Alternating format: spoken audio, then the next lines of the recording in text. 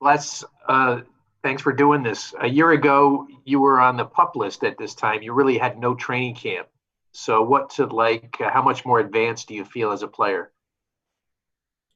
I try not to focus on those things. I just try to pay attention to the day that I'm in. Last year was last year, so I'm just trying to continue to progress every day and not get too caught up in the past. What's one area of your game that you really honed in on and focused on as you were training this offseason? Just understanding situational football at the NFL level. That was one area that I really honed in on. Just understanding, schematics on the offensive side of the ball and what they want to do on what part of the field they're at in certain situations, third and long, second and long, P and 10, things like that. So that's an area of the game I really been studying. How do you work on that during the off season when you're just working out by yourself with a trainer? Everything is repetition. So definitely getting in the film room and just, going into specific cut-ups, certain situations and just continuously asking why and going in depth about certain things so that you can understand it even more instead of just, playing the film through and just looking at the film, just understanding the why behind things. And when you understand the why, you can then, begin to dig deeper into other things. Les, where were you working out and training in the off season, and how did you handle a very unusual off season?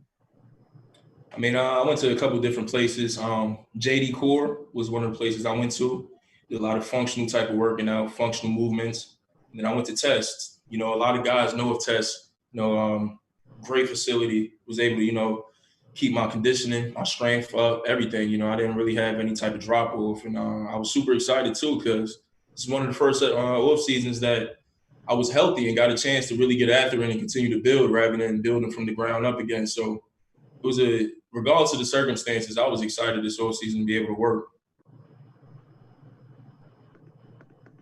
How do you view this opportunity in front of you right now? With seems like it's pretty wide open in that cornerback room.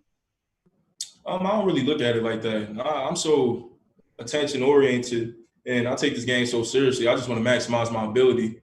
So I don't look at it as opportunity. I just want to maximize my ability. And with me doing that, and I can continue to progress every day, I'll ultimately be able to help the team out, regardless of what role I'm in. You know what I mean? So I don't view it that way. It's competition, no doubt, but I just want to maximize my ability. What is your comfort level like in the offense, Gregg Williams offense entering year two? Can you say that again, please? What is your confidence level like with the playbook in year two under Gregg Williams? I feel great about it. This is something I've been at home in the off season, rewriting things over and over. Man, I got different types of notebooks, just rewriting plays and understanding what everybody's doing, not only me, because everything is a puzzle when you think about it schematically. So just if you understand what everybody's doing, it makes your job easier to understand. Les, Coach Gase talked about your ability to forget when you make a mistake. He liked that about you, and he's liking that in camp. Can you talk about that mindset and how you kind of going into that? No doubt. That's something that we preach in the defensive room. There's no pouting when a play is made. Move on to the next play. It happened already. Nobody wants to see you pout about a play being made on you. And then when you think even deeper into it, is why? Why are you going to pout? Why are you going to – the why behind it just makes no sense. So, when the play is made, move on. There's no reason to soak on what happened, this, that, and the third. You learn from it, and you keep it moving. Speaking of learning, when you got pulled out of the game last year, I think it was against Pittsburgh, if I'm not mistaken, that long pass. Why did that happen, and what did you learn from it? It happened because in situational football, just not understanding situations in the game. It was the last play and a half. They only had one more play. So understanding that, they got to take a shot to the end zone. Me having that lack of awareness in that situation is what got me yanked out that game, which should have happened. When you out there and you're unaware of the situation in a football game, you place your team in a bad position, to come out victorious. That's what happened. So, I learned the lesson from it. It's time to move on, no doubt.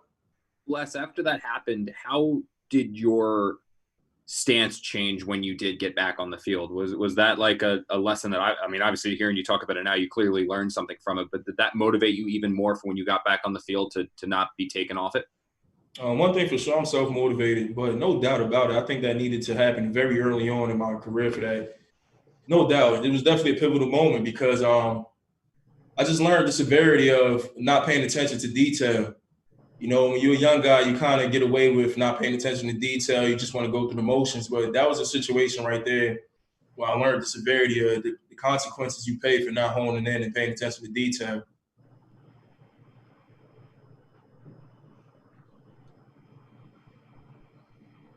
You had more to that question?